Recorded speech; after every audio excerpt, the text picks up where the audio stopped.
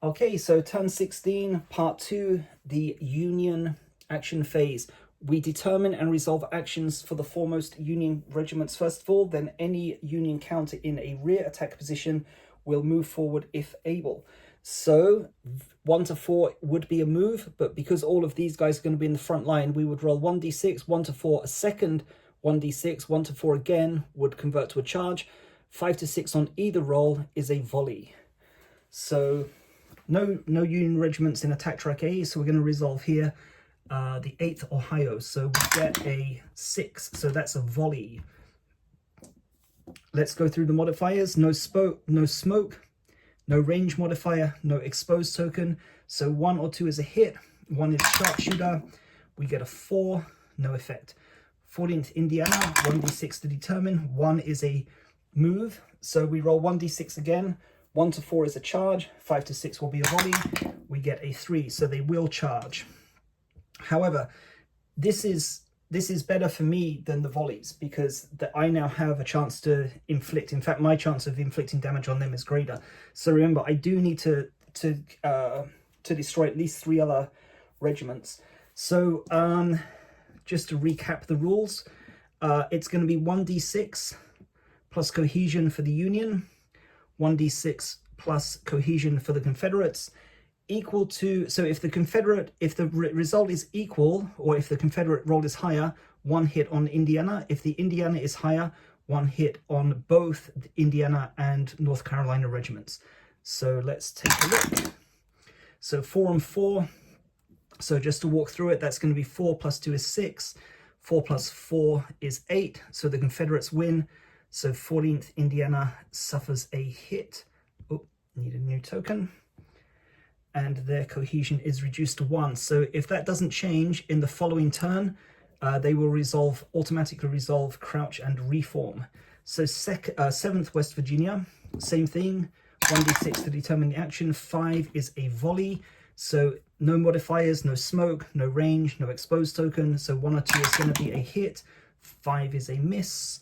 And 132nd Pennsylvania. Okay, so they have cohesion 1 now, so they have to automatically select and resolve, crouch, and reform. So they're going to get flipped. Okay, so 132nd Pennsylvania crouching, so it's going to be -1 if somebody attacks them, -1 cohesion. They now make a cohesion check. 1 will be a success. We get a 3, so they remain crouched. So yeah, I need some ammunition. I can't actually destroy them. They need to charge me the way things stand, but perhaps the 29th Massachusetts is going to come through. So let's go through. So that's all the actions for the foremost Union regiments resolved. Okay, 63rd New York cannot move forward. 69th New York cannot move forward. 88th New York cannot move forward. Okay, but the 29th Massachusetts are now going to make a cohesion check. 1, 2, 3, 4 will mean that they swap places with 132nd Pennsylvania. We get a 1, so that succeeds. And now I'm in trouble. Okay, so that, I expected it to happen, but this is not good. There's no ammunition as things stand right now. There's no way for me to inflict damage. So you can see my cohesion is 5, their cohesion is 4. So this is going to become dangerous over here. There's also Union events going on. It's unlikely, but it's not impossible that the 30th North Carolina could end up shattered by the end of the game, which is not what we want, because then they make an automatic march forward and that's the end of the game. Okay, 130th Pennsylvania, again, it's irrelevant at this point, but let's go through it properly. Okay, so they also make a cohesion check. 1 is a success, 4 is a fail, so they remain on their flip side. Okay, that's the end of the Union action phase. Remove exposed tokens, no exposed tokens. Union deployment phase, there are no more Union waves to come forward, which brings us to the Confederate action phase. Okay, so I'm going to roll 1d6 4 times, assign each result to a column, and select 1 of the actions available. And I get, so I got a 1, so 1 is no good because that's no action available. So an orders token, I could have re-rolled that, but there's no orders token. Let's see what we've got anyway. So 1 is no action available. 2 is a fire or a reload. Fire can be exposed fire, oblique fire. Reload can also be a quick reload. and 4 is a reload or an inspire. Okay, let's take a look at what we have then. Okay, so we're going to fire with these guys. And actually, you know what? We're going to go oblique fire here. There's a chance I'm going to do... there's a chance of using devastating fire here, but I'm not going to take that risk. And I am going to reload or inspire.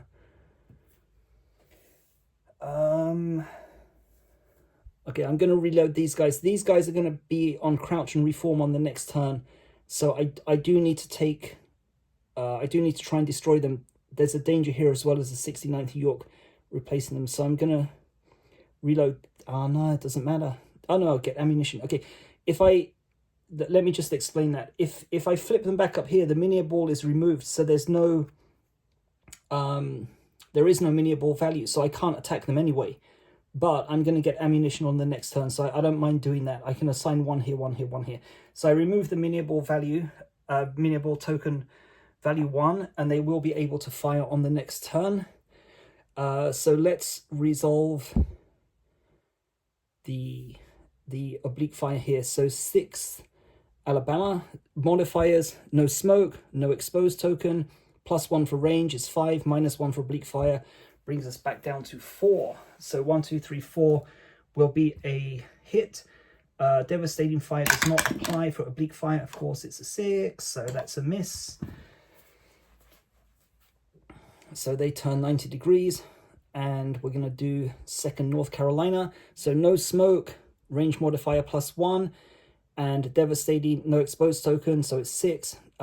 Devastating fire does apply because minier ball value is 2 or higher. So a roll of 1, which would be perfect at this stage, gives us 2 hits, which will destroy them. 4, nope. But it does mean they will take crouch and reform, which again, is not really what I want at this stage. I want them to be charging into me so I can start destroying them back. And that's it. Not a great turn there. Not a great phase there for the Union action phase. So end of turn phase. There's nothing to remove, no smoke tokens, nothing to flip here. So that concludes turn 16. So we'll mark it off here. Only 4 turns remaining. This is the right flank has let me down all throughout the game. So yeah, this is starting to look weak here now because the 29th Massachusetts are going to be matching up against the 30th North Carolina. So we'll see how that goes. Anyway, thanks for watching, and I'll see you in turn 17.